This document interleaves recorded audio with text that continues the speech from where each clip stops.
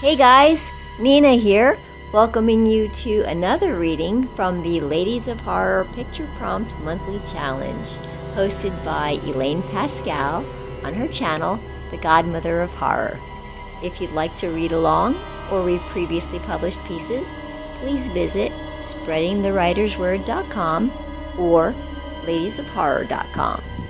In the meanwhile, enjoy the reading.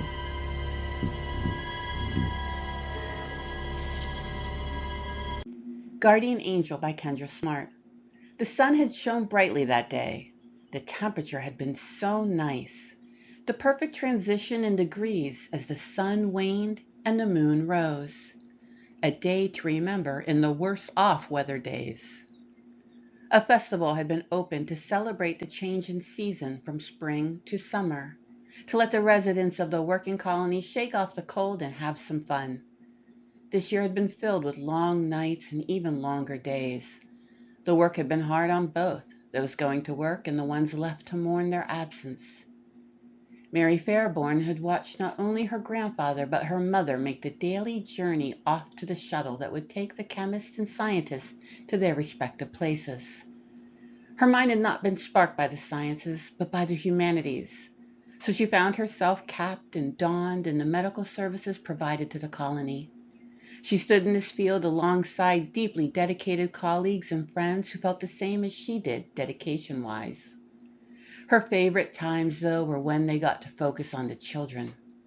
Once a month, they spent a day with the children, doing their checkups and updating vitals to ensure all was well and the children were not dealing with any ramifications of being near the plant. It also ensured a day of smiles and activities. Given the festival in the town square, it was not a hard path to follow to figure out how Mary found herself with angel makeup, taking the vitals of a 4-year-old girl in the guise of a unicorn. The smells of deep-fried delights, both sweet and savory, had already been brought on the wind to tempt her. After an hour, she gave in. Funnel cake became her weakness and her joy. Mary paused as the warm, sugary treat melted in her mouth.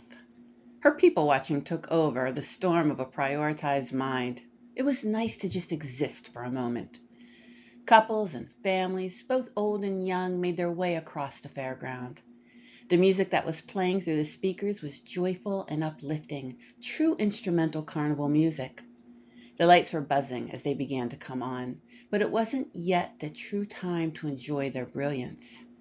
Too much daylight left to admire. Such a silly thing to complain about, really.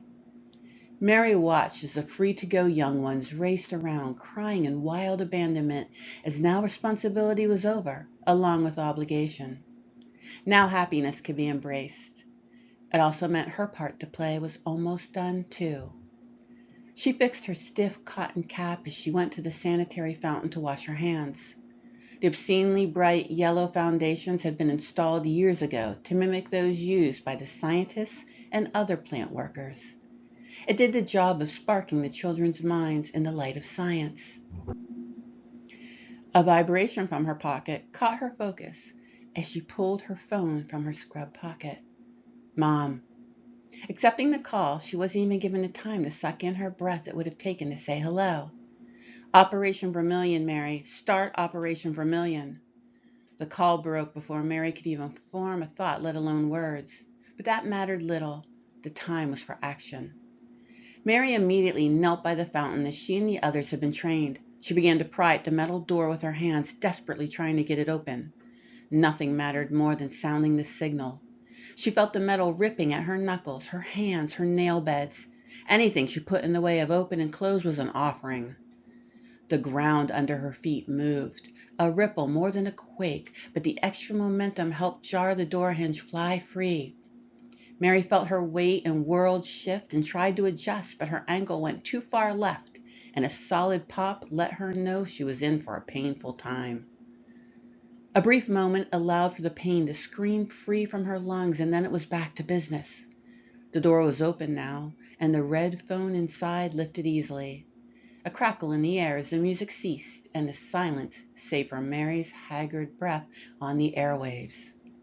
This is not a drill. I repeat, this is not a drill. Code Vermilion. I repeat, Code Vermilion, please hurry."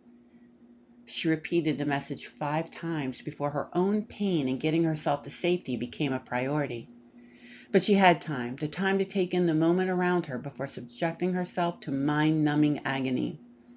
The people in the square had immediately initiated their protocols. Their precision was almost scary. The plans executed with such care to the details that Mary felt warmth in her chest. As she watched, the lighting changed.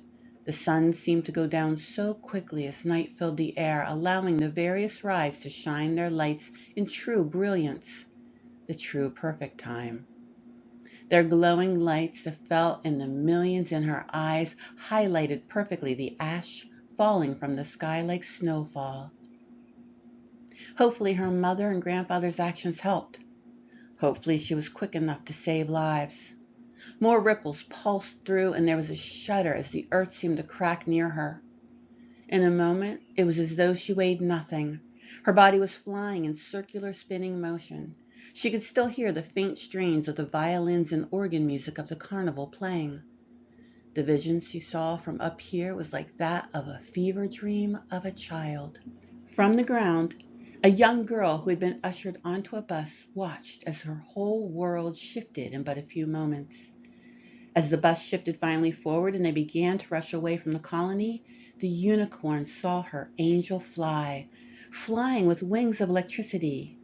An angel she knew, hers.